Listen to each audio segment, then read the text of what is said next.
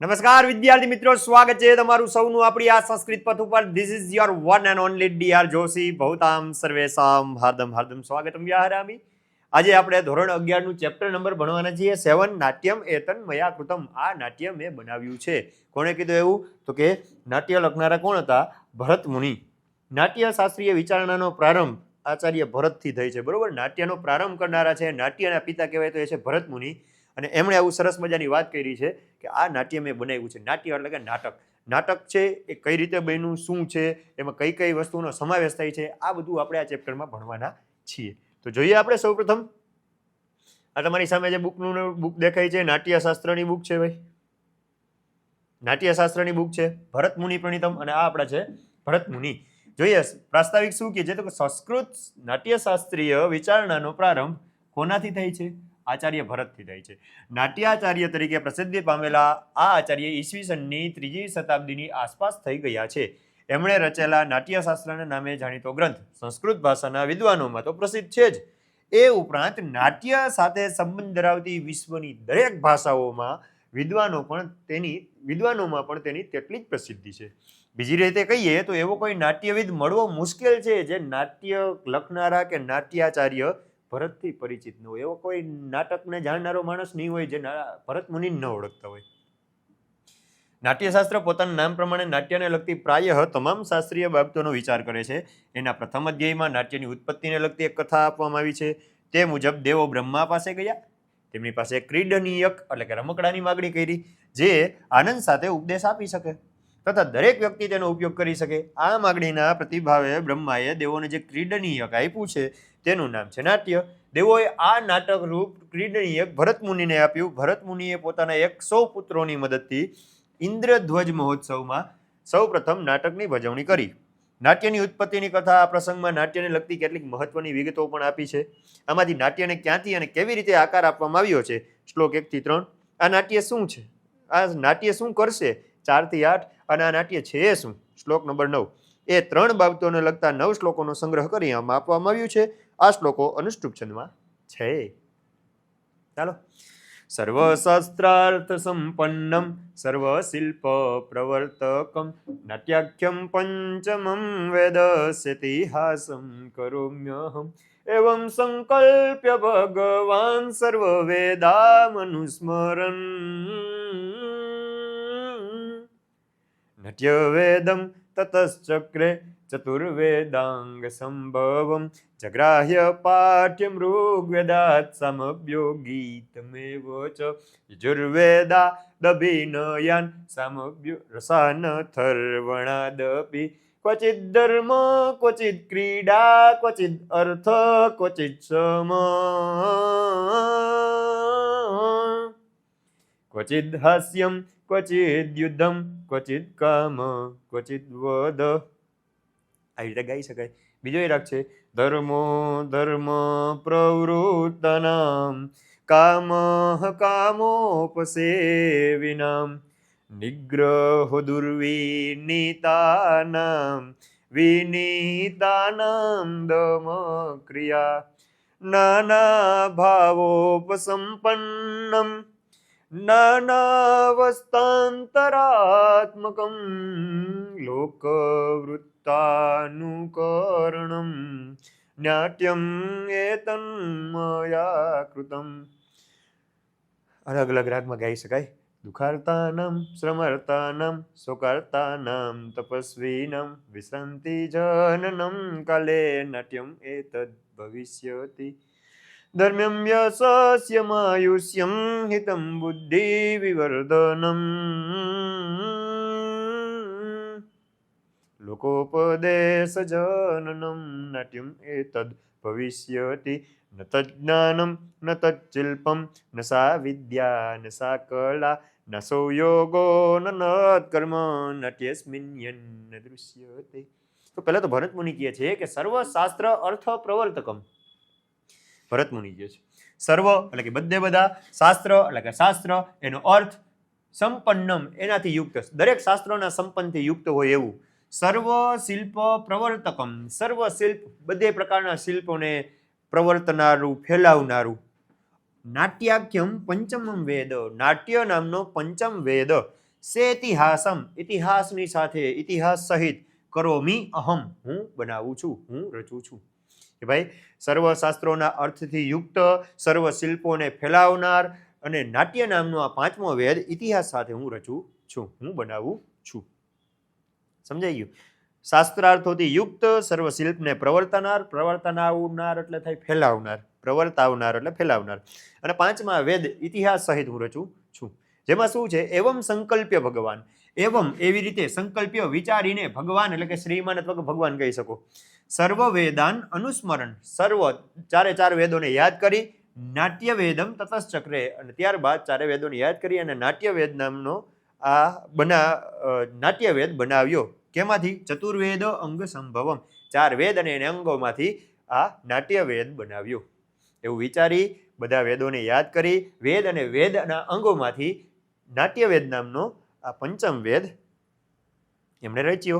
એમ સંકલ્પ કરી, એમ વિચાર કરી ભગવાન આચાર્ય ભરતે સર્વ વેદોને યાદ કરતા કરતા ચાર વેદ અને તેમના 6 અંગોમાંથી ઉત્પન્ન થયેલ એવો નાટ્યરૂપી વેદ રચ્યો. વેદ કેટલા છે? 4: ઋગ્વેદ, યજુર્વેદ, સામવેદ ને અથર્વવેદ. અને એના 6 અંગ છે. 6 અંગ કદાચ ખબર ન હોય તો કહી દઉં. એક છે વ્યાકરણ, બીજું છે શિક્ષા, કલ્પ, નિરુક્ત, છંદ અને જ્યોતિષ. જ્યોતિષ આ 6 ને વેદાંગ કહેવાય. બરોબર? 4 વેદ છે: ઋગ્વેદ, યજુર્વેદ, સામવેદ ને અથર્વવેદ. વેદના અંગ કેટલા? 6. કયા કયા? વ્યાકરણ, શિક્ષા, કલ્પ, નિરુક્ત, છંદ અને જ્યોતિષ. તો વેદ અને વેદના અંગોને એમાંથી એની મદદ લઈને ઉત્પન્ન શું કહેવાય, એમાંથી આ નાટ્ય વેદ લખ્યો છે. કે ભાઈ ચારે ચાર વેદનો આશ્રય લીધો, એ વેદના જે અંગ છે, વેદાંગ છે, એમનો આશ્રય લીધો અને આ ભાઈએ નાટ્ય વેદ બનાવ્યો કે રચ્યો. જેમાં શું છે? તો કે જગ્રાહ પાઠ્યમ ઋગ્વેદાત. જગ્રાહ એટલે લીધું. શું લીધું? પાઠ્યમ. પાઠ્ય એટલે થાય તો કે વિષય વસ્તુ. ઋગ્વેદાત એટલે કે ઋગ્વેદમાંથી જેનું વિષય હોય, વિષય વસ્તુ હોય, એ કેમાંથી લીધું? ઋગ્વેદમાંથી. સામભ્યો ગીતમ એ વચ, સામવેદમાંથી ગીત લીધું. ઋગ્વેદમાંથી પાઠ્ય લીધું, સામવેદમાંથી ગીત લીધું. જગ્રાહ એટલે કે લીધું. પાઠ્યમ એટલે કે પાઠ્ય, વિષય વસ્તુ, જેને તમે કહો કે સ્ક્રિપ્ટ. ઋગ્વેદાત ઋગ્વેદમાંથી લીધી. સામભ્ય ગીતમ એ વચ, સામભ્ય એટલે કે સામવેદમાંથી ગીતમ ગીત લીધું. યજુર્વેદાત અભિનયાન, યજુર્વેદમાંથી અભિનય લીધો. અભિનય એટલે કે એક્ટિંગ. અને રસાન અથર્વણાદપી, અને અથર્વવેદમાંથી રસ લીધા. હવે રસ એટલે તમને ખબર છે ને, ખાવાના 6 રસ આવે, સાહિત્યમાં 9 રસ આવે. શૃંગાર, કરુણ, શાંત, રૌદ્ર, વીર, ભયાનક, બીભત્સ, અદ્ભુત અને હાસ. આવા 9 રસ છે. અને એ રસ અથર્વવેદમાંથી લીધા છે.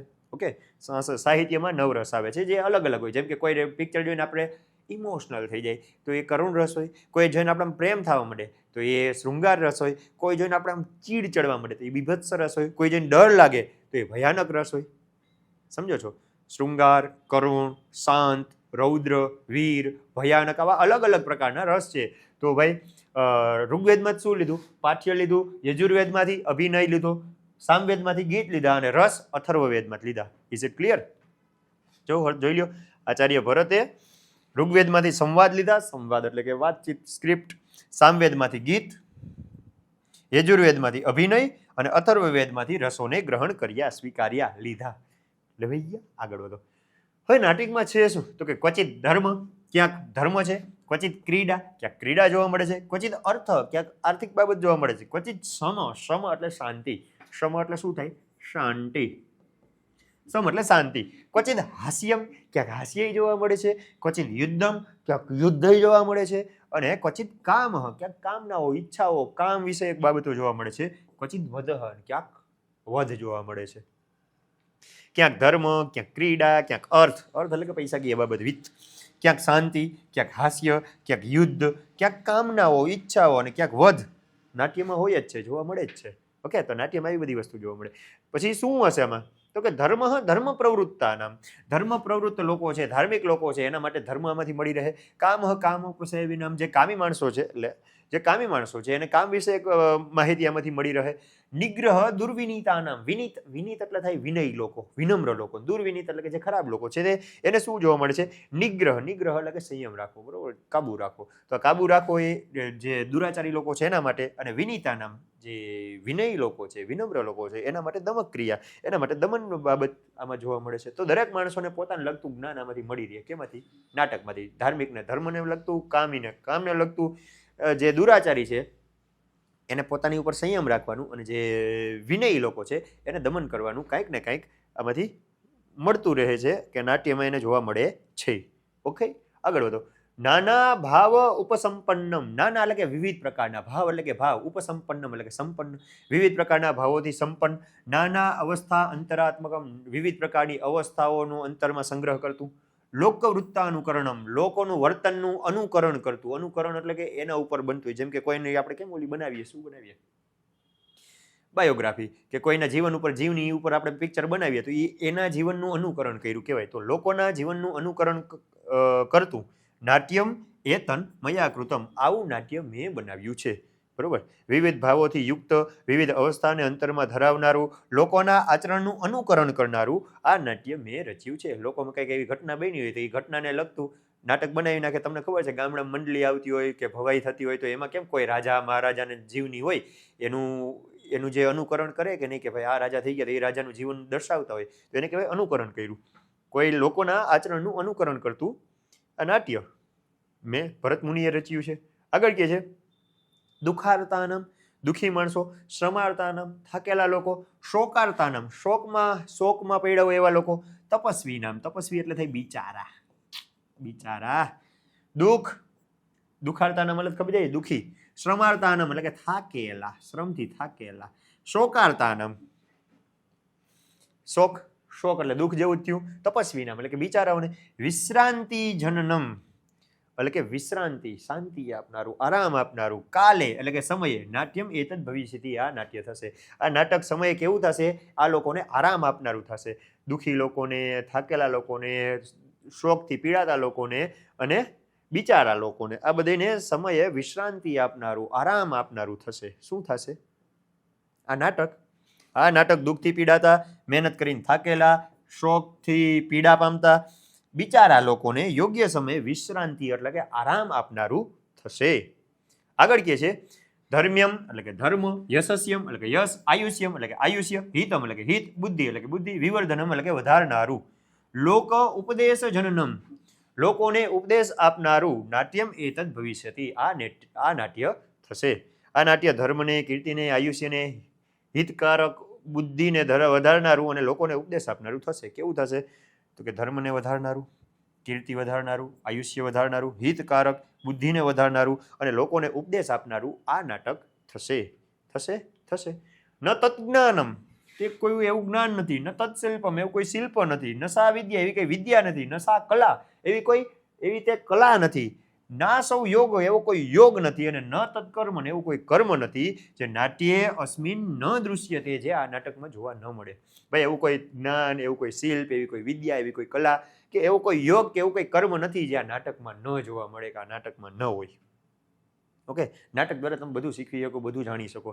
જ્ઞાન, શિલ્પ, વિદ્યા, કલા, યોગ, કર્મ આ બધું નાટ્યથી જાણી શકાય છે. નાટ્યમાં જોવા મળશે જ તમને. એવું કોઈ જ્ઞાન નથી, શિલ્પ નથી, વિદ્યા નથી, કળા નથી, યોગ નથી, કર્મ નથી જે આ નાટ્યમાં જણાતું નથી. એવું કંઈ છે નહીં. મીન્સ કે આ નાટ્યથી તમે ઘણું બધું જાણી શકો છો. એવું આ નાટ્ય કીધું અને પૂરું થઈ ગયું. તો આઈ થિંક આ વિડીયો તમને સમજાણો હશે. પાઠ આખો ચેપ્ટર સમજાઈ ગયો. લાઈક, શેર, સબસ્ક્રાઇબ ઉડાડી દો ગામમાં આપણી લિંક.